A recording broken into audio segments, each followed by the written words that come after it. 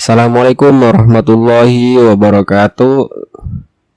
Hai teman-teman, selamat datang kembali di channel Mbah Gojol. Baik, pada kesempatan video kali ini ya, ini gue ngelanjutin yang kemarin terkait scaffold sama surface ya. Nah, buat teman-teman yang belum nonton scaffold sama surface, ya tonton aja dulu, nggak apa-apa. Nah, jadi kali ini kita akan bahas tentang row, kolom, sama box ya. Jadi ada 3 yang akan kita bahas: row, kolom, box. Nah, apa sih row, kolom, box?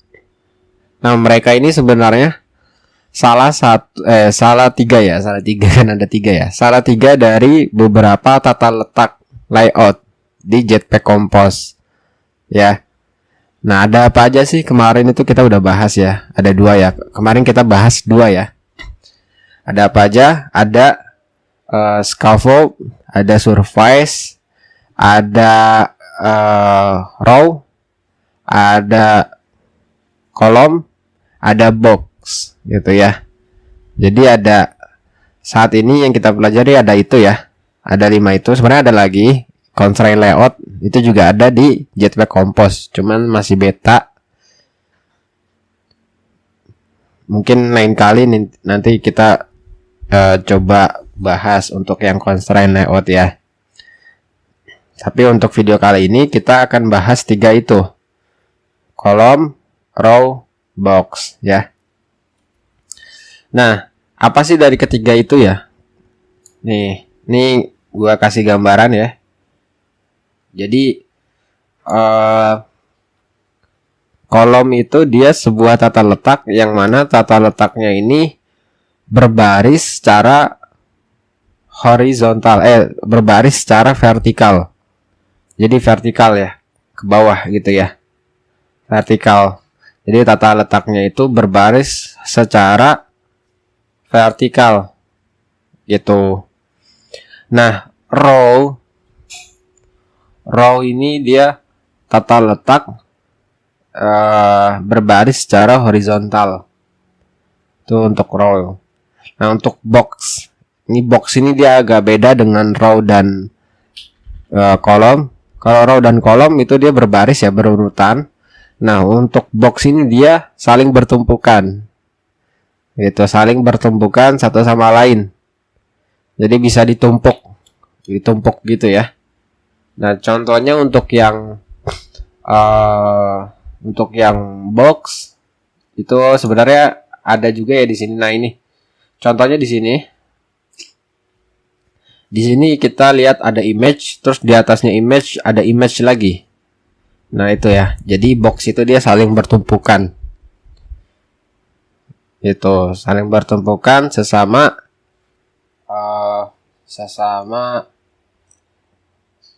komponen. Jadi saling bertumpukan sesama komponen. Gitu. Oke. Kita bakalan praktik ya. Kita coba praktik. Pertama kita akan coba implementasi tanpa kolom, row, dan box. Setelah itu nanti kita akan coba satu persatu ketiga tata letak ini ya. Oke. Kalau gitu kita mulai. Jadi di sini gue bakalan pakai scaffold ya untuk base layoutnya.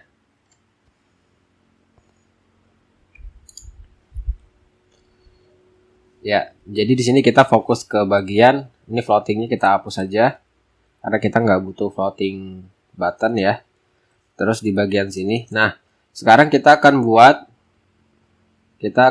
sebuah teks yang 2 teks lah. Kita akan buat 2 teks seperti ini. Misalnya di sini nama Mbah Gojol. Terus kita tambahin teks lagi. Nama. Nama ya. Umur aja. Umur 20.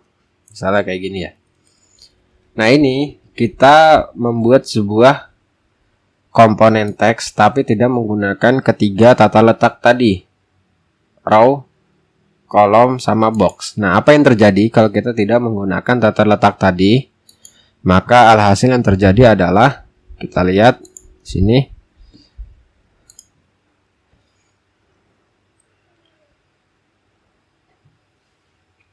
Nah, maka yang terjadi, kedua teks ini akan saling bertumpukan. Begitu. Kedua teks ini akan saling bertumpukan. Gitu ya. Tapi bukan box ya. Bukan box. Kalau box tadi kan memang dia itu sebuah tata letak yang mana nanti komponen-komponennya akan saling bertumpukan. Tapi beda ya dengan yang box. Gitu. Oke.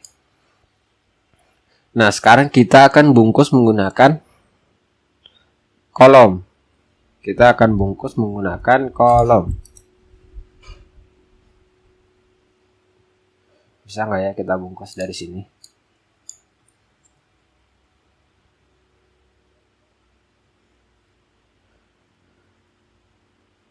Oh, nggak bisa.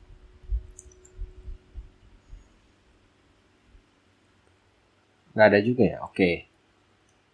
Kita bungkus saja. Ini kita cut dulu, terus kita panggil komponen kolom. Nah, lalu kita paste. Ini kita buat background, show backgroundnya false ya. Biar kelihatannya itu hanya komponen yang ada di sini aja. Ini kita coba refresh lagi previewnya.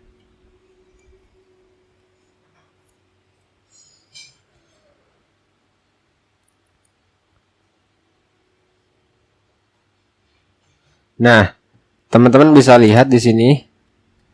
Jadi di sini dia tidak saling bertumpukan, tapi dia berurutan ke bawah. Mulai dari nama Mbah Gojol, kemudian umur 20 tahun. Kalau misalnya kita tambahin lagi widget teks ya, atau komponen teks lagi, dia akan turun lagi ke bawah, berurutan ke bawah gitu jadinya. Alamat, misalnya Bali. Dan kita refresh lagi.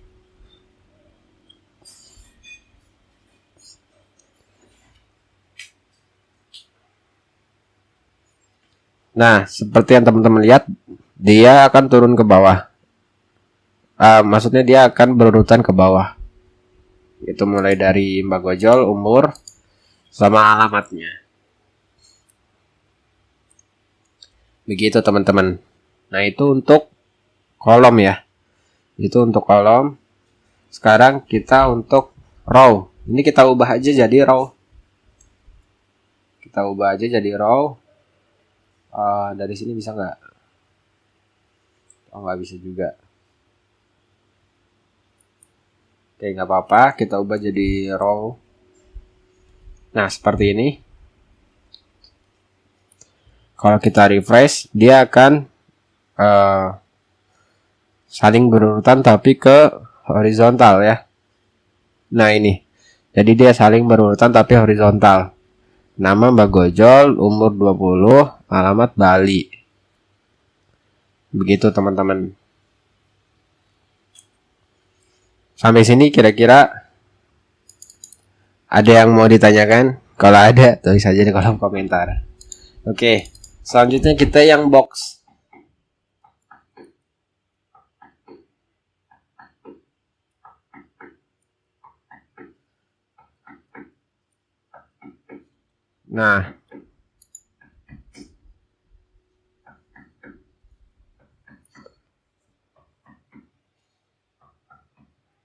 Nah, seperti yang teman-teman lihat, kalau box itu jadinya dia akan saling bertumpukan. nama Mbah Gojolnya dengan sampai alamatnya dia akan saling bertumpukan di satu tempat gitu. Tapi beda ya dengan yang tadi tanpa menggunakan tata letak.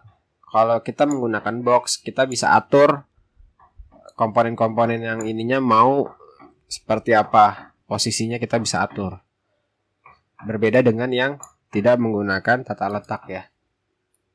Begitu. Baik, mungkin itu aja teman-teman yang bisa Mbah Gojol sampaikan. Selanjutnya kita akan bahas mengenai modifier ya. Kita akan bahas mengenai modifier. Modifier ini dia sebuah aturan ya, sebuah aturan atau sebuah pengaturan untuk menempatkan widget kita gitu. Untuk menempatkan widget kita mau posisinya seperti apa, padding marginnya seperti apa, itu di dalam modifier. Itu ya teman-teman. Oke. Ya. Itu aja mungkin dari Mbah Gojol ya teman-teman. Semoga bermanfaat.